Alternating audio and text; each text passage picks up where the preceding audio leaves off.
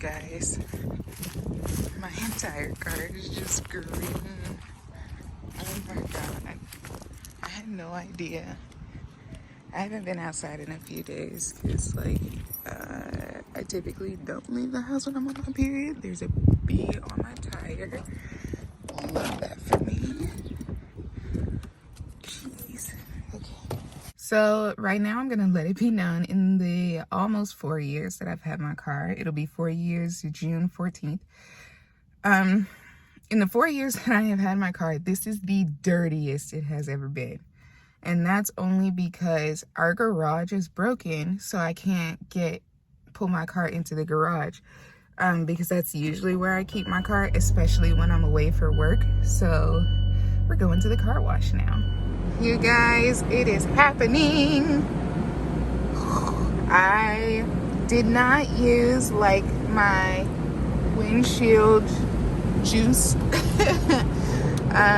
fluid to wipe my windshield. I literally just used the blades once on, you know, the dry windshield or whatever, just to get these little leaves or things that came out of our tree out of my way. So I definitely drove here completely covered in pollen, windshield and everything. Thankfully it wasn't so much that I couldn't see.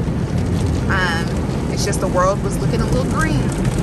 But I went ahead and I paid for quite a bit of a car wash because this has my allergies going insane and I want as much pollen off my car as possible.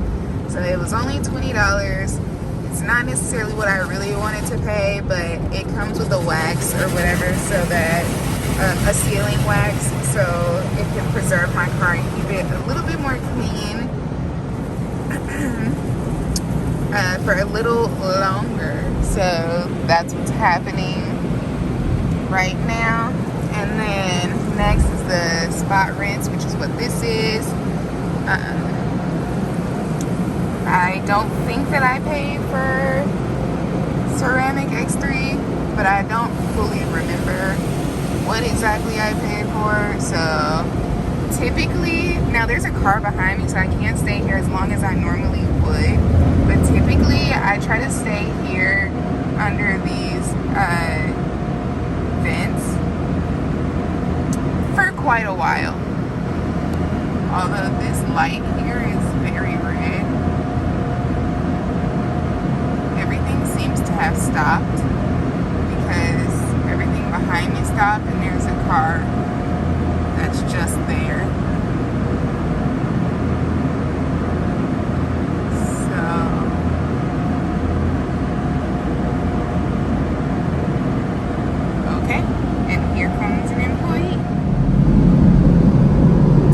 I stay here in these little vents for a while.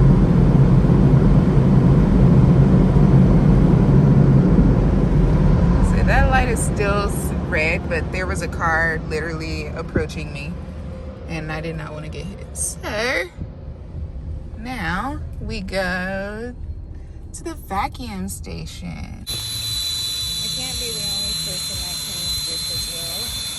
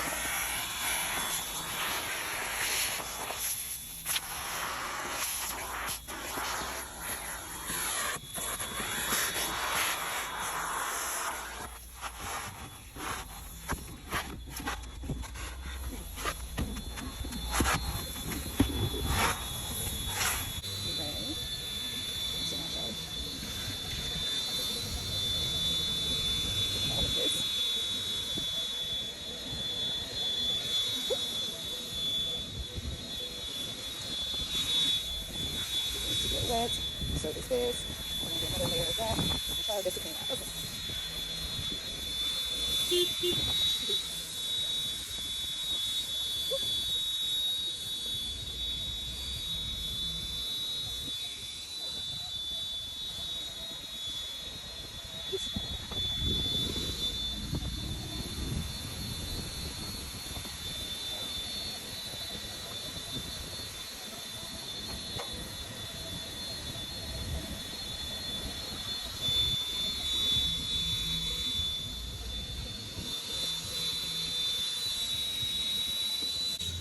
Now the inside. I'm gonna clean the windshield first.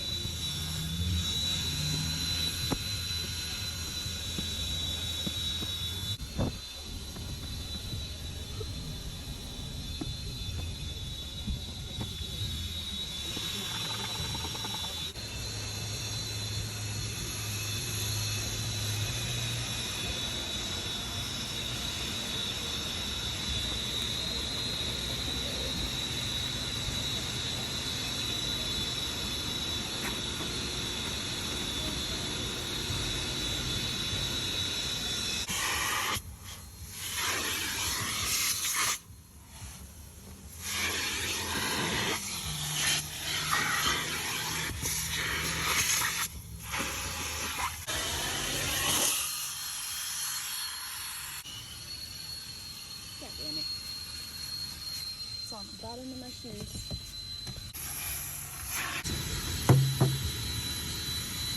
All right. And there we have it. Finally, a clean car. Okay.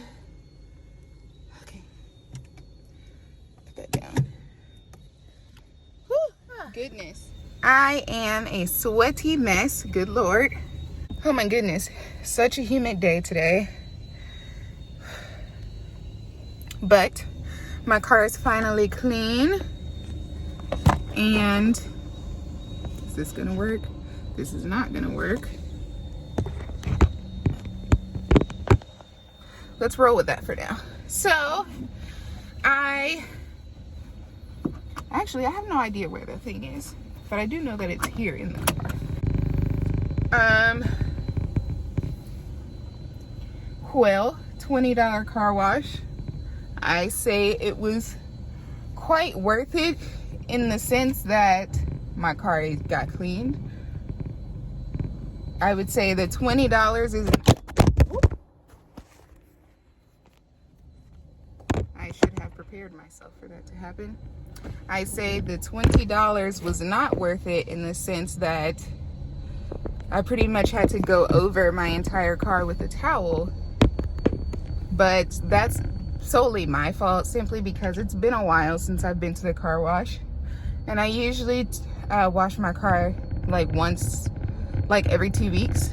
So, but I didn't wash my car this time in, I'd say like 2 months now, because I got home in January. So, and I don't recall going to the car wash in February. But like since spring is coming, I should have took one of those clean towels just to have, but since spring is coming, pollen is now all over the place, and like we have this huge tree in our front yard, which covers half the driveway, and it goes over the sidewalk. And I park on the curb because typically I usually park in the garage, but I park on the curb since our garage is not working. And I very rarely, because it's less tree over the sidewalk than it is over the driveway, and I don't like having my car under the tree because it gets so filthy. And I remember when I first was when I first started driving back when I was 16, I would say, like, whatever kind of car I got, I knew for a fact that I did not want a white car because white cars show dirt so easy. And with a car that shows dirt, I kind of want to go to Target, but I don't need to go to Target, and I'm not dressed for Target. but white cars show dirt so easy. Oh my God, it's so clean though. Like, I can see out of my windshield.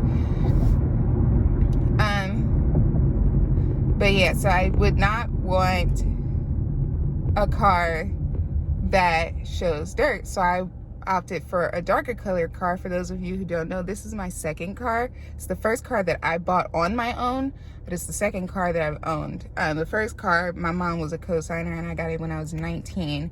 I had it for like 5 years. And then not too long, it took me like 2.5 years to pay that car off, and then, you know, kept it the other 2.5 years. But like, it was literally falling apart on me. And I traded it in for this car. But that car was dark blue. And to be honest, darker cars show dirt just as much. So either way, if your car is dirty, your car is dirty, and we can all see it. Excuse me. What I love about having a white car is that it's very sleek looking.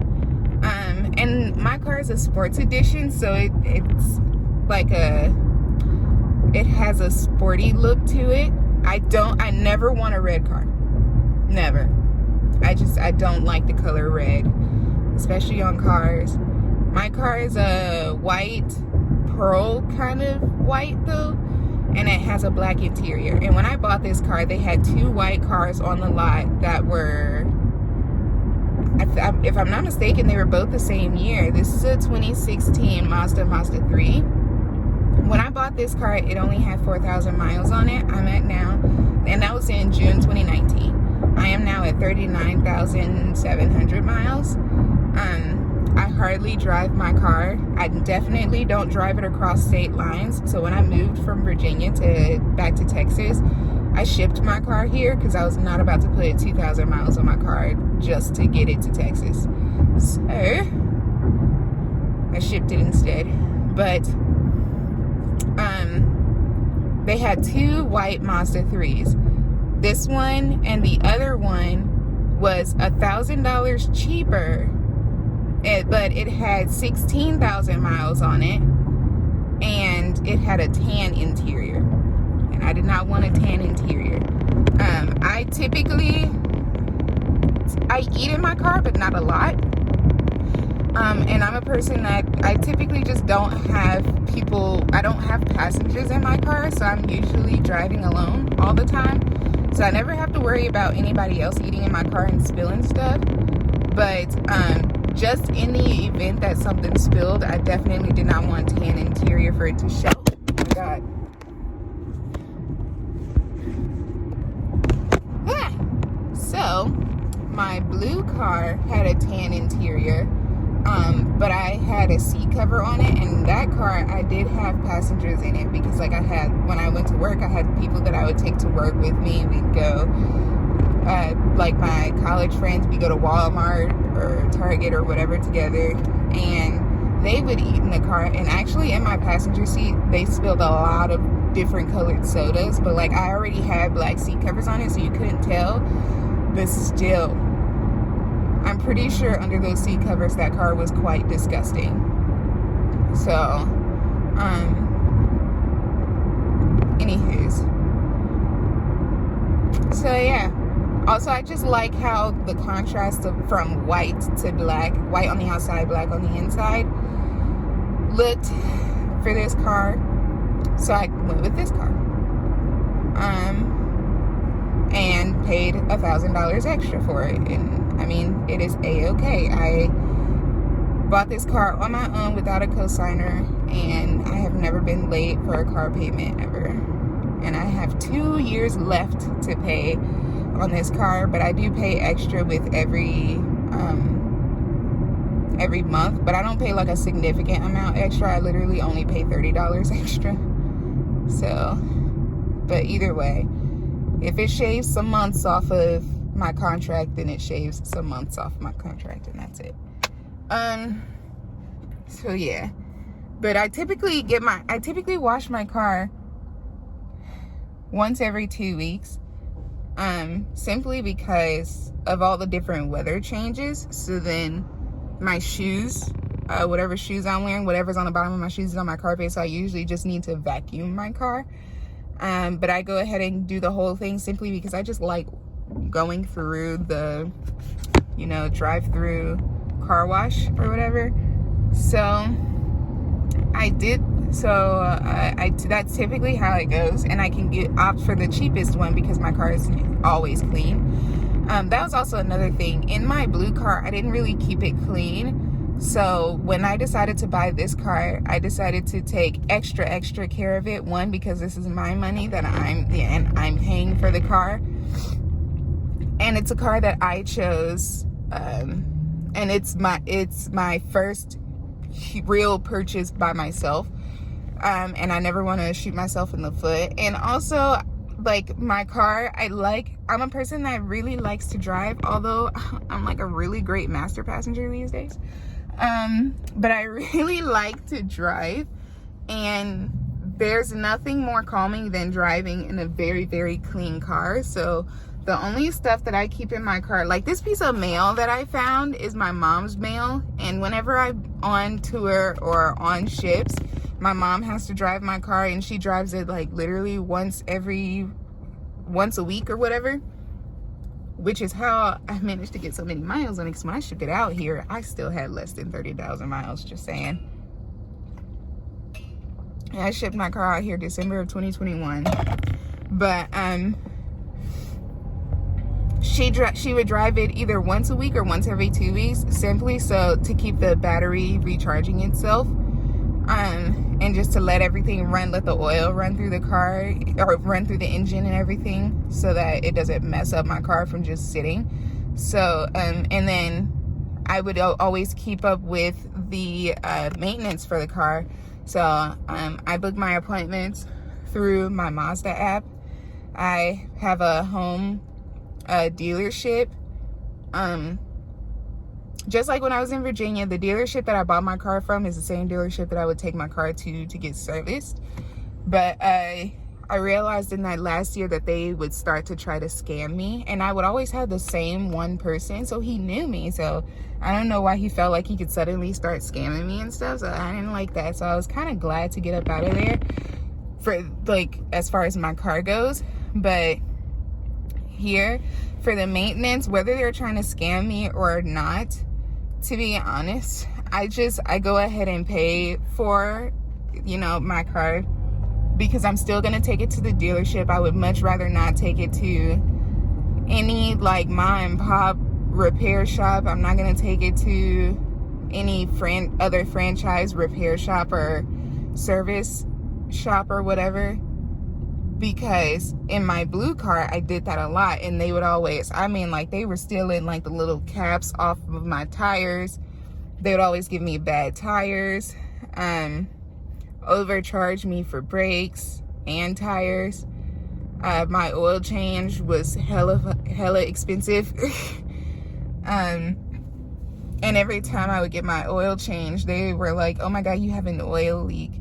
And so I would take my car back. I drove my car. That car I would drive across all the state lines. I drove that car back to Texas, had my pawpaw fix the oil change, drove it back to Virginia, fix the oil change, fix the oil leak, drive it back to Virginia. And then the next time I'm at the service station, they're like, you have an oil leak. And I'm like, how is it that I have an oil leak now? And I just got my stuff fixed. So, but that was when I learned to start doing my oil changes on my own as well. But that was a Chevy Malibu Max hatchback, and it was a 2005. So yeah,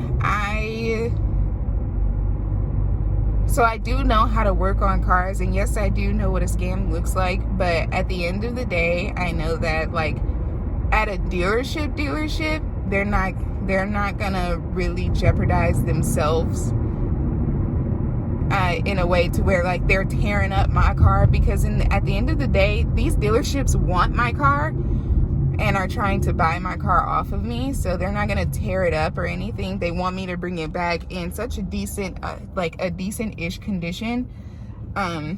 So they're not gonna tear it up. And then if they do, I don't leave I learned to stop leaving places like in my blue car, when I would go to the dealership and none of my like dashboard lights are on, just to get an oil change, and then they tell me, oh, you have this going on and it's gonna cost this much to fix it. And then I get in my car and I have hella lights on or whatever, because like that dealership, tread quarters like completely messed up my engine in that car.